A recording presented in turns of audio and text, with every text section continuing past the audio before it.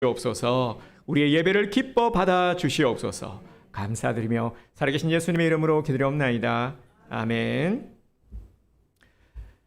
네, 연휴를 지내고 또 이렇게 우리가 거룩한 주일을 지켜 주님 앞에 나와서 예배를 드리게 되었습니다.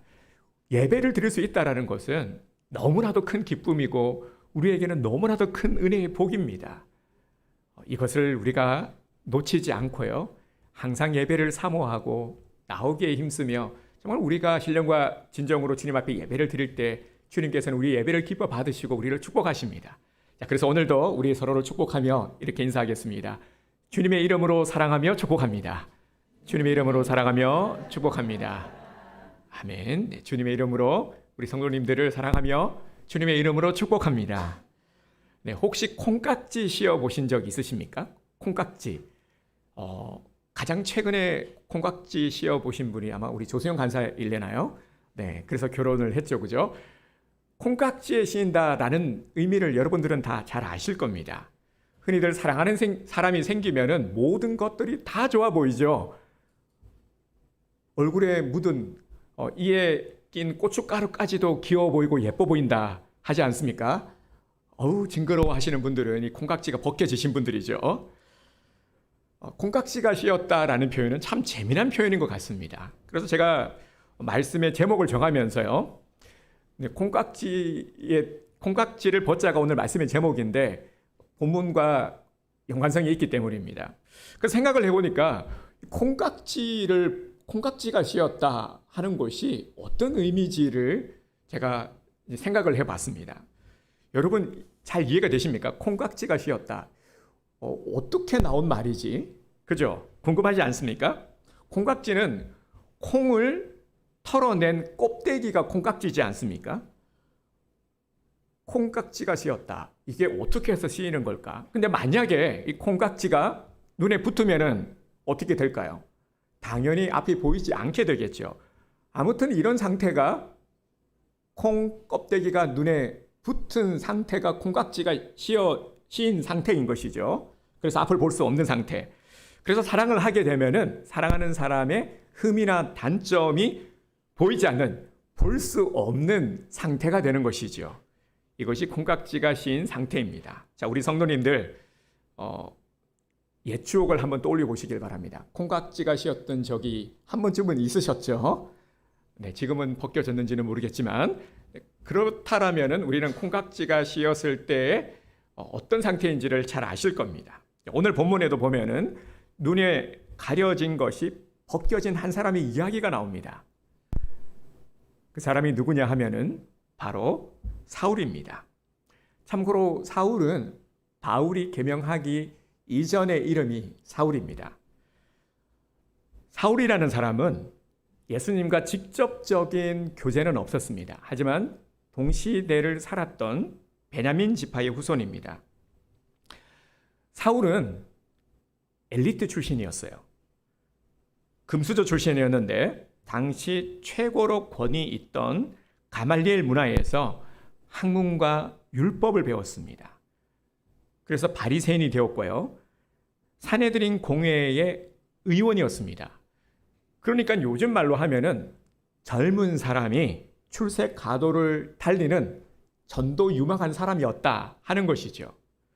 이런 사울의 입장에서 스스로 하나님의 아들이다, 메시아다라고 하는 예수님을 도저히 받아들일 수도 용납할 수도 없었던 것입니다. 그래서 그는 예수님을 믿고 따르는 이들을 열심히 핍박했습니다. 옥에 가두는 일도 서슴지 않았고요, 심지어는 고문하고 죽이기까지 했습니다. 참으로 끔찍하고 흉악한 짓을 한 사람이 사울이었죠. 그런데 이런 그가 한 번은 여전히 교회를 핍박하기 위해서 다메섹으로 원정을 가고 있었습니다. 그런데 호련히 하늘에서 빛이 비추었고 그 빛 속에 나타난 예수님을 만나게 되었습니다. 그 빛이 얼마나 강했든지 눈을 뜰 수가 없었고 그 길로 사울은 눈이 멀고 말았습니다. 실명을 했죠. 살기로 가득했던 이 사울의 눈빛은 실명을 했으니까 앞을 볼 수가 없는 겁니다. 멀쩡하던 사람이 갑자기 앞을 볼 수 없으니까 얼마나 답답했겠습니까?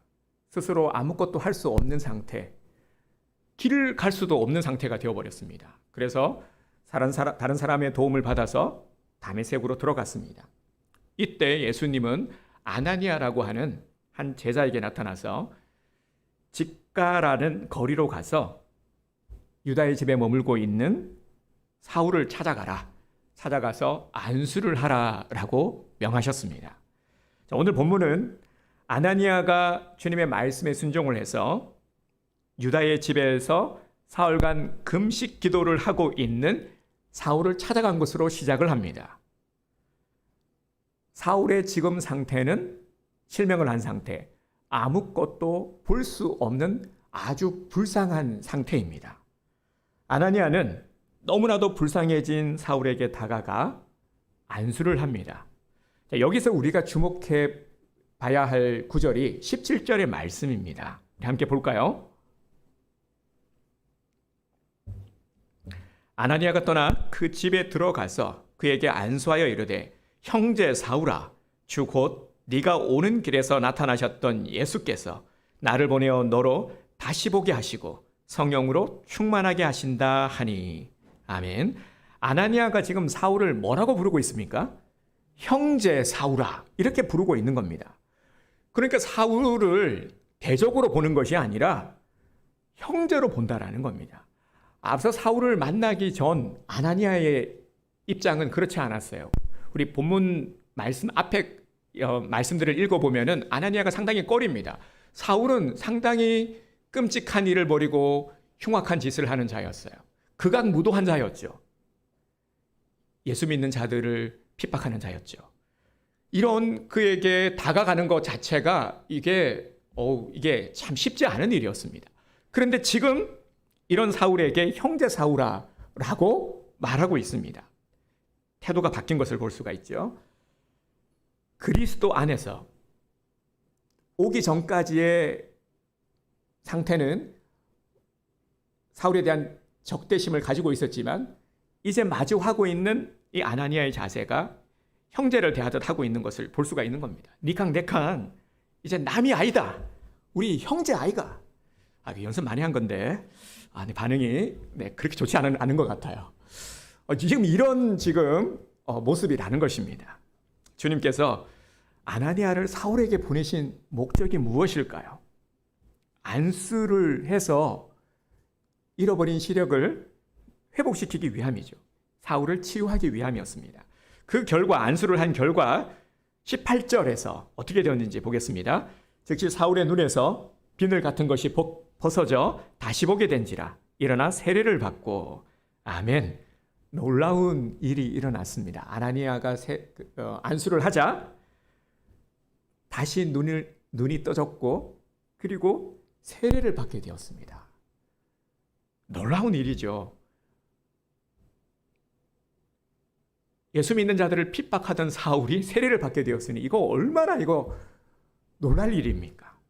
여러분 정말 놀랍지 않습니까? 아나니아가 안수함으로 사울의 잃어버린 시력이 다시 돌아왔습니다. 본문 18절에서 특이한 단어가 하나 또 눈에 들어오죠. 비늘 같은 것이 벗어져. 이게 무슨 뜻일까요?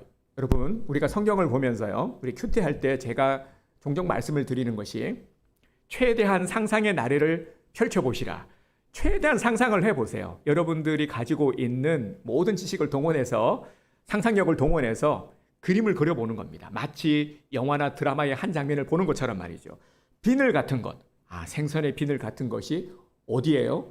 눈에 붙어 있는 상태. 비늘 같은 것이 붙어 있는 겁니다. 사울의 눈에. 이거 참 희한한 일이죠. 이 비늘 같은 것이 벗겨졌다. 원문에 보면은 이 비늘이 복수형으로 쓰였습니다. 그러니까 비늘이 하나가 아니라 여러 겹으로 붙어 있었다 하는 것을 알 수가 있죠. 그 모습을 한번 상상해 보시길 바랍니다. 사울은 그러니까 그냥 실명을 한 게 아니라 말씀을 보면 말이죠. 우리가 다메섹 도상에서 그 너무나도 강렬한 그 빛 때문에 실명을 한 것 같아 보이지만 비늘 같은 것이 덮고 있었으니까 안 보이는 게 당연하겠죠. 어쨌든 이로 인해서 사울은 앞을 볼 수가 없었던 것입니다.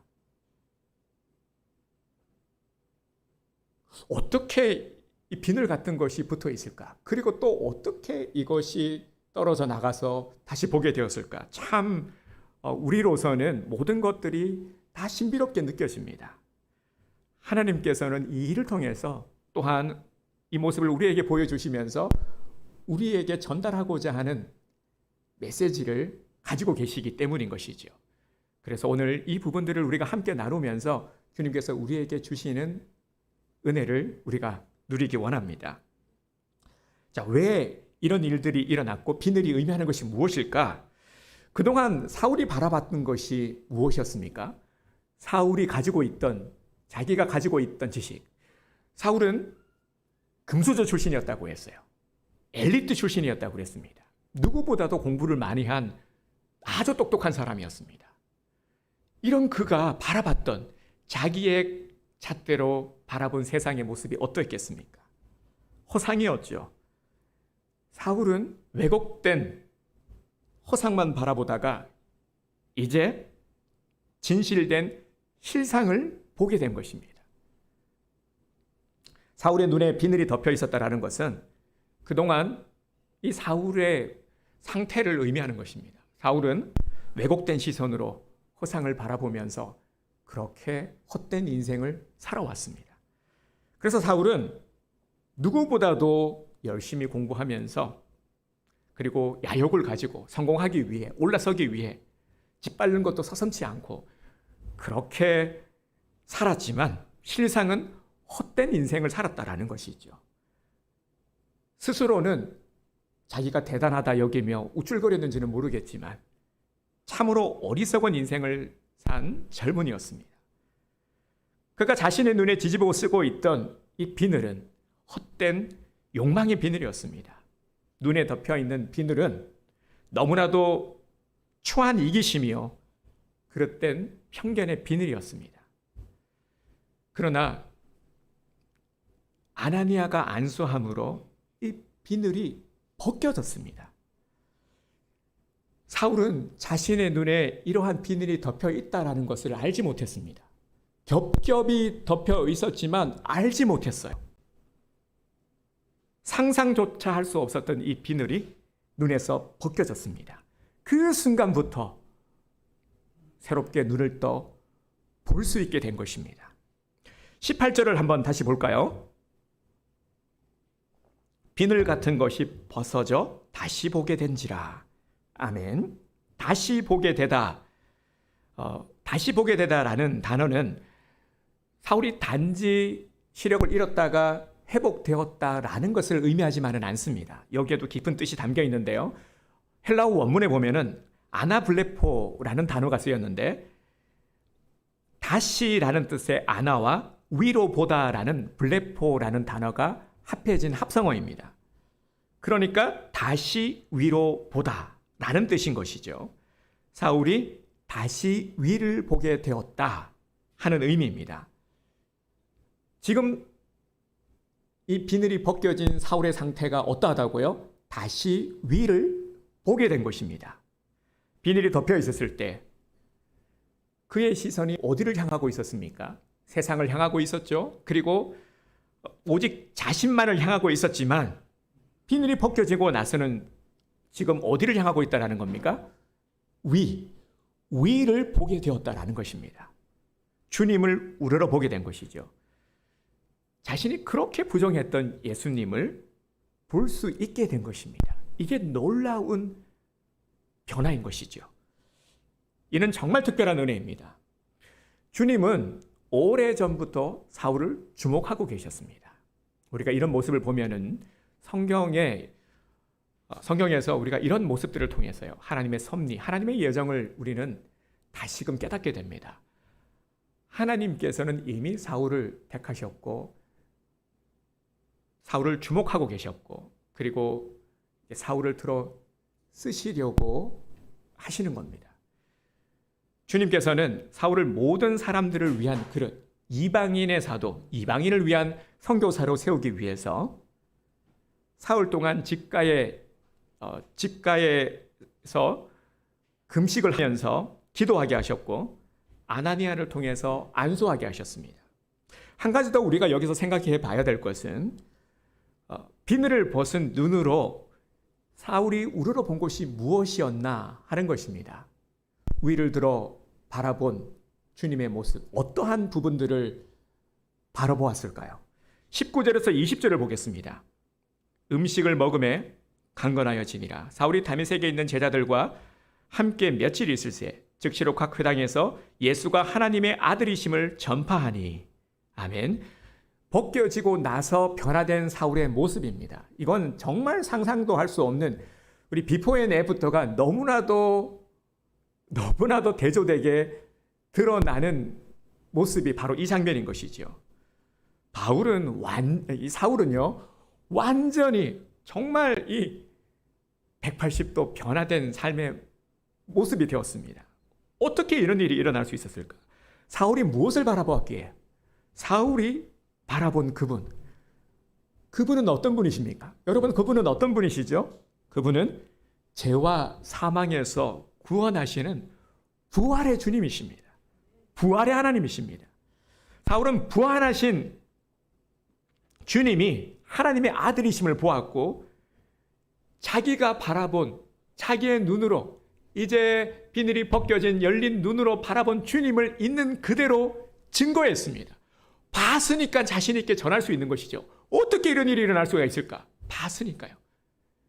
실명을 했다가 이제 눈을 뜨면서 보니까, 내가 진짜 보니까 전할 수 있었던 것입니다. 그분이 우리의 죄와 사망에서 구원하시는 분이시기 때문에, 그래서 사울은 이 감격을 감당할 수가 없는 겁니다. 전하지 않고는, 말하지 않고는 견딜 수가 없는 그런 상태인 것입니다. 그래서 회당에서 부활의 주님을 열심히 증언했습니다. 사울이 증거한 그분은 지금도 살아계신 하나님이십니다. 하나님께서는 예수님을 주와 그리스도가 되게 하셨습니다. 사울은 예수님이 주와 그리스도 되심을 믿었습니다. 예수님이 나의 주인이시여 우리를 구원하신 메시아이심을 믿었습니다. 그래서 나중에 사울의 이름이 바울이 되고, 바울이 갈라디아서에서 2장 20절에 보면 이렇게 고백을 하죠. 그런즉 이제는 내가 사는 것이 아니요 내 안에 오직 내 안에 그리스도께서 사시는 것이다. 아멘. 이렇게 고백을 하게 되는 것입니다. 이제 이전에 나는 죽었죠. 내 안에 나를 다시 살게 하시느니, 내 안에 사시는 이는 주님이시다라는 것을 고백하게 되는 것입니다. 그분은 또한 영원히 우리와 함께 계시는 임마누엘의 하나님이십니다. 비늘이 벗겨졌던 사울이 만났던 이 하나님에 대해서 사울은 어떻게 고백을 하고 있습니까? 임마누엘의 하나님, 자기와 함께 계시는 임마누엘의 하나님을 고백했습니다. 우리 사도행전 뒤에 보면은요, 15장 4절에 보면은 이렇게 고백을 하고 있습니다. 예루살렘에 이르러 교회와 사도와 장로들에게 영접을 받고 하나님이 자기들과 함께 계셔 행하신 모든 것을 말하매. 아멘. 함께 계셔 행하신 모든 것을 말하매. 바울은 선교 여행을 다니면서도 늘 임마누엘의 하나님을 증거했습니다. 어떤 새로운 것이 아니라, 만들어낸 것이 아니라, 꾸며낸 것이 아니라 있는 그대로 내가 보고 경험한 하나님을 증거했던 것이죠. 늘 함께하고 계시는 임마누엘의 하나님을 우러러 바라보았습니다. 사랑하는 성도 여러분, 지금 나는 어떻습니까? 나는 무엇을 보고 있습니까? 나의 눈은 어떻죠? 비늘이 벗겨진 눈입니까? 아니면 비늘이 덮여 있는 눈입니까? 한번 이렇게 만져보시길 바랍니다. 비늘이 있나 없나? 어떻습니까, 여러분? 사람이 느낄 수 있는 감각을 오감이라고 하죠. 오감은 우리가 알고 있듯이 눈으로 보고, 귀로 듣고, 손으로 만지고, 코로 냄새 맡고, 혀로 맛볼 수 있는 것, 이것을 오감이라고 합니다. 그런데 여기에 더해서 우리 성도들에게만 주어진 감각이 하나 더 있습니다. 여러분, 그것이 무엇인지 아십니까? 그것은 바로 영적인 감각입니다. 우리는 영적인 감각을 느낍니다. 은혜를 받았다. 그죠? 은혜를 받았다. 은혜를 느낀다. 이거 어떻게 설명할 수가 있습니까? 그런데 우리는 분명히 이게 참 설명하기는 어려운데요. 그런데 분명히 느끼고 있어요. 가장 확실히 느낄 수 있는 순간이 바로 지금 예배 드리고 있는 순간이죠. 예배를 드리고 찬양을 합니다. 그리고 기도를 올려드리고요. 말씀을 들으면은 마음의 평안이 느껴집니다. 하나님의 임재가 느껴지게 되죠. 하나님의 만지심을 느끼게 되고요. 치유가 일어나고 힘이 생기고 그리고 다시금 우리가 살아갈 수 있는 영적 에너지를 얻게 됩니다. 여러분 지금 느끼고 계시죠? 네, 느끼고 계시죠, 여러분? 네, 주무시고 계시는 건 아니시죠? 자, 눈을 번쩍 뜨시길 바랍니다. 비늘 벗겨내고요. 자, 오늘은 우리 비늘을 벗겨내는 날입니다. 이전에 우리는 어떤 모습이었습니까? 내가 정말 예수님을 믿기 전, 아니면은 인격적으로 만나기 전, 믿음을 갖기 전, 나의 상태는 어떠했습니까? 비늘이 덮여 있는 상태의 나, 욕심 가득했고요. 그렇죠? 육의 눈으로 보고 평가했어요. 모든 것들을 내 기준으로 내게 유익이 되느냐 안 되느냐만 가지고 따졌어요. 절대 손해보지 않으려고 했었죠. 하지만 비늘이 벗겨지고 나서는 영의 눈이 떠졌습니다. 그 이전에 보지 못했던 것들을 보게 되었어요. 하나님을 바라보면서 위를 보게 되면서 이게 다가 아니구나. 훨씬 더 가치 있는 것들이 있었구나. 우리는 진정한 가치, 영원한 가치, 영원한 소망을 얻게 된 것이죠. 이게 바로 비늘이 벗겨지고 눈이 떠진 상태입니다. 하지만 아직도 많은 이들은요, 육신의 정욕, 이생의 자랑, 이러한 시각으로, 이러한 눈으로 세상을 바라보며 살아가고 있습니다. 아직까지도 벗지 못한 채 여전히 이런 모습으로 살아가고 있다는 것이죠. 이런 모습을 가지게 되면은 우리는 믿음이 자라지 못합니다. 그리고 하나님이 주시는 은혜의 많은 것들을 경험하지 못합니다. 그래서 우리가 정말 눈뜨기 위해 우리가 신령한 가치를 발견하기 위해서는 우리의 눈을 열어주시기를 위해서 간절히 기도해야 됩니다. 주님, 허물을 벗겨주옵소서. 내 눈에 덮여있는 콩깍지를 주님 벗겨주옵소서. 내 욕심의 눈을 욕심에 가리워진 내 눈을 주여 깨끗게 하여 주옵소서. 내가 마땅히 보아야 될 것을 보게 하시고 보지 말아야 될 것을 보지 않게 하옵소서. 이렇게 기도를 해야 됩니다. 하나님은 우리 모두가 비늘이 벗겨진 눈으로 바라보게 되기를 원하고 계십니다. 하나님은 오늘 우리도 사울처럼 비늘 벗은 눈으로 위를 바라보기를 원하고 계십니다. 주님을 우러러 뵙는 사람이 되기를 원하고 계십니다. 믿음의 사람은 눈에 보이는 것이 다가 아니라고 여기며 살아갑니다. 눈에 보이는 것을 따라 행하거나 판단하지 않습니다. 우리 믿음 없는 사람들의 가장 큰 특징이 있는 그대로 판단을 한다는 것이죠. 그래서 단점을 먼저 말합니다. 불평을 하게 되고요. 상대방의 약점, 정죄하는 모습을 보게 됩니다. 왜냐하면 있는 그대로 바라보게 되기 때문이죠. 하지만 비늘이 벗겨진 믿음의 눈으로 보게 되면은 보여지는 것이 다가 아니라고 생각을 합니다. 그리고 그 사람의 내면과 감추어진 부분까지도 헤아려 우리가 배려할 수 있게 되는 것이죠. 너무나도 이것은 중요한 차이입니다. 따라서 우리는 우리가 처한 상황만이 바뀌기를 바라거나 기다리는 것이 아니라 하나님이 이루신 것을 바라보고 또한 이루어 주실 것을 소망하며 살아가야 합니다. 우리의 모습이 이제 허물을 벗은 자의 모습으로 완전히 변화되어야 합니다. 정말 그러기 위해서 간구하고 그러기 위해서 우리는 안간힘을 쓰며 노력해야 합니다. 하나님께서 베푸신 믿음의 역사를 우리가 보지 못하면은 사랑의 수고도 소망의 인내도 이루지 못합니다. 우리에게 주어진 믿음의 역사와 사랑의 수고와 소망의 인내, 이건 우리에게서 마땅히 있어야 될 모습인데 아무것도 이루지 못하게 되는 것이죠.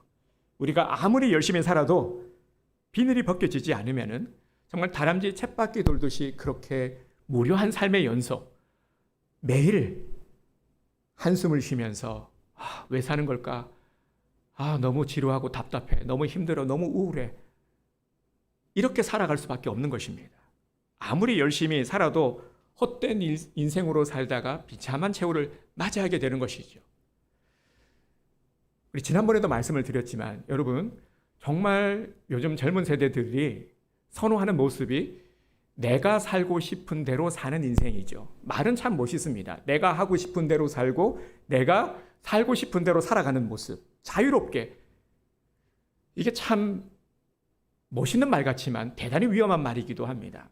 우리는 얼마 가지 않아서 이것이 참으로 어리석은 말이라는 것을 금방 깨닫게 됩니다. 우리는 많이 경험해 봤죠. 정말 여러분, 내가 하고 싶은 대로 해봤죠?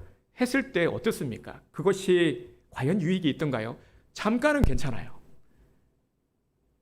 우리 주위에도 그런 분들이 얼마나 많은지 모릅니다. 나중에는 다 후회하죠. 지극히 평범하다 여겼던 것들, 나는 그렇게 살지 않겠다라고 말했었는데 지극히 평범했던 그것이 지금 내가 가질 수 없는 것이 되어서 후회하는 그런 인생들이 얼마나 많은지 모릅니다. 그래서 우리 오늘 말씀 전에도요, 우리 이원우 집사하고도 그런 얘기를 나누었어요.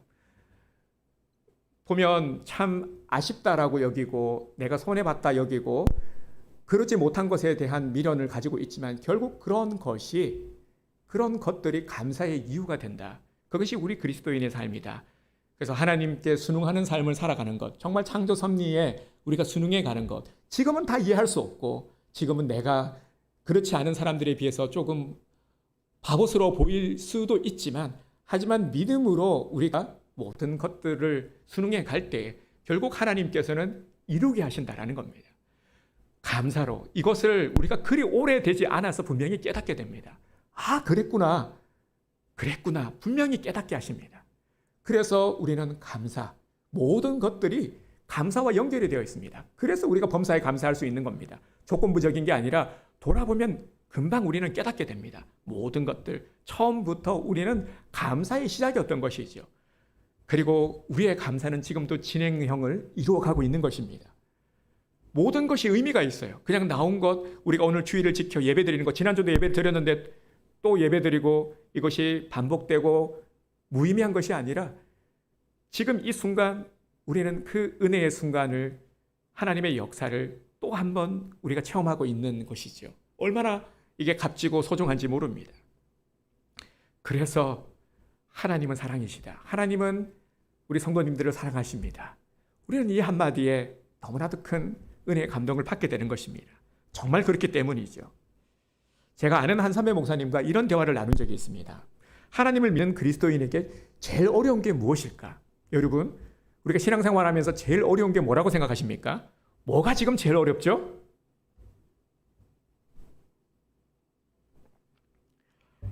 이 선배 목사님이 뭐라고 말씀을 하셨냐면 그건 아마도 하나님을 믿는 것 아닐까?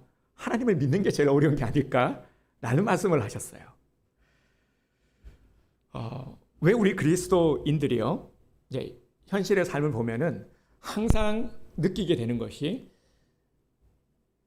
현실의 삶과 신앙의 괴리 같은 것을 많이 느끼게 됩니다. 우리가 특히 사회생활을 하시는 분들, 직장생활을 하시는 분들은 이 사이에서 참 많이 힘들어 하시죠. 내가 정말 신앙을 가지고 사회생활을 하는 것, 이게 참 쉽지 않습니다. 그런데 우리 그리스도인들이 현실의 삶을 왜 믿음으로 살지 못할까? 왜 번번이 넘어지고 정말 믿음을 가지고 승리하지 못하는 걸까? 왜냐하면요, 너무나도 당연한 이유가 있습니다.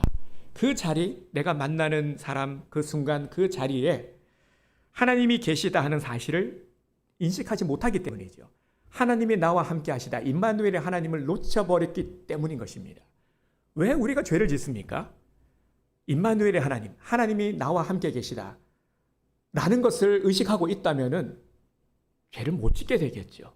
어떻게 그럴 수 있습니까? 하나님이 지켜보고 계시는데. 하나님을 놓쳐버리니까 우리가 믿음의 삶을 살지 못하는 것입니다. 그래서 죄된 마음을 품고 죄된 행동을 서슴없이 하게 되는 것이죠. 사도 바울은 전능하신 하나님, 창조주 하나님을 믿었기 때문에 유라굴라라는 광풍을 만났을 때도 모든 사람들이 다 포기하는 절망적인 상황에서도 포기하지 않고 도망가지 않았습니다. 다급한 순간에도 한 가지만 생각했습니다.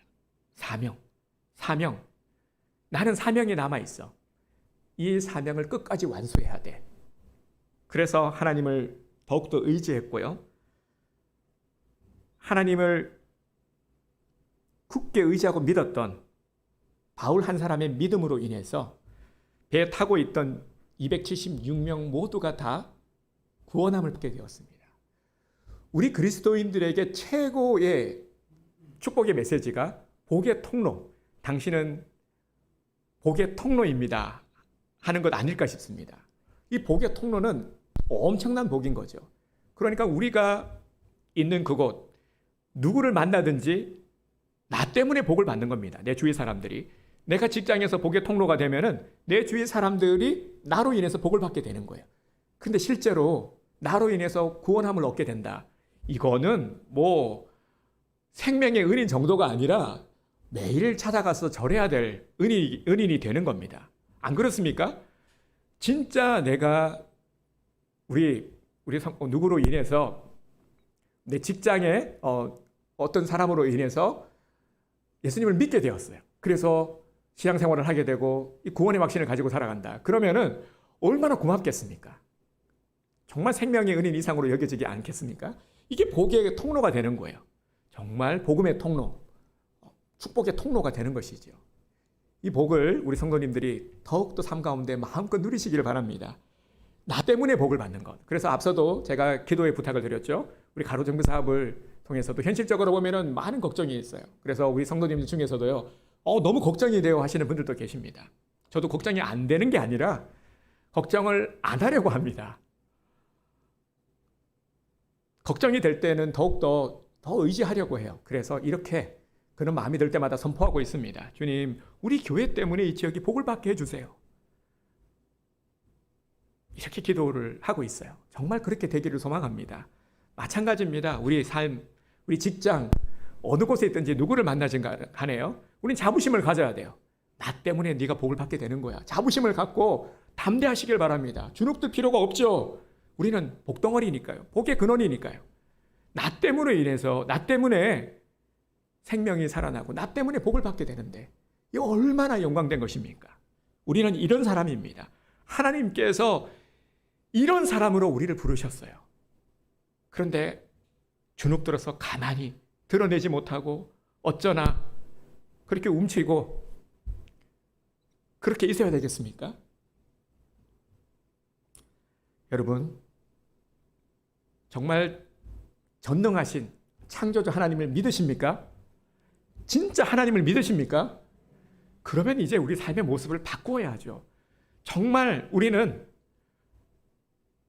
믿음의 사람으로서 마땅히 드러나야 될 모습으로 살아가야 되죠. 담대하고 우리 복음의 통로로서, 복의 통로로서의 삶을 우리가 살아가야 되겠죠. 이제 우리는 이 사울이 그랬던 것처럼 정말 주님께서 쓰시는 도구로 마음껏 쓰임 받는 복의 사람이 되기를 원합니다. 그러한 사명의식, 그러한 믿음을 이제부터 우리가 갖기 원합니다. 그래서 우리의 삶 속에서 관계 가운데서 정말 내가 생각해도 내가 교회 다니는 사람이 맞나 싶을 정도가 아니라 누가 봐도 저 사람은 교회 다니는 사람이야, 믿음의 사람이야 라는 것을 드러낼 수 있게, 그것이 눈의 가시가 아니라 다른 사람을 불편하게 하는 모습이 아니라 정말 인정받을 수 있는 우리에게 마땅히 있어야 될 정직과 성실을 탑재하고요. 그리고 사랑과 섬김을 실천할 수 있는, 쉽지 않지만 정말 그렇게 살아가는 우리 성도님들이 되시기를 주님의 이름으로 축복합니다. 그러기 위해서 우리는 먼저 우리 눈에 쓰인 콩깍지를 벗어버려야 되는 것입니다. 열심히 콩깍지를 벗어내시기를 바랍니다. 이게 하나가 아니라 겹겹이 쌓여 있다고 했어요. 복수형으로 말이죠. 자, 이러한 좀 우리가 가지고 있는 의식, 사고를 좀 버립시다. 나만 그런 게 아니야. 괜찮아. 이렇게 스스로를 합리화하는 마음들. 괜찮아. 다 그런 거야. 그리고 딱 이번 한 번만이야. 한 번만 내가 이렇게 하고 다음부터는 잘할 거야. 이렇게 하나님을 보지 못하게 하는 콩깍지. 말씀을 들어도 듣지 못하게 하는 콩깍지. 선을 행하지 못하게 만드는 콩깍지. 모든 죄악의 허물들을 다 이제는 벗어버리고요. 오직 우리는 눈을 들어 위를 바라보면서 정말 우리 눈에는 오직 그리스도만이 선명히 보이게 되어야 합니다. 그리스도만이 우리 눈에 보여야 됩니다. 오늘 우리 성도님들 모두가 준비가 되셨죠? 벗겨내시길 바랍니다. 아낌없이 벗겨내시고요. 눈을 들어 위를 바라보시길 바랍니다. 세상에 유한한 것, 썩어 없어질 것들, 거기에 자꾸 마음 두고 속상해하고 막 어쩌나 그러지 마시고요. 눈을 들어서 영원한 것, 영원한 가치, 영원한 소망을 가지고 우리 삶 가운데 담대하고 희망차고 밝고 영광된 가장 행복한 인생을 사는 우리 성도님들 되시기를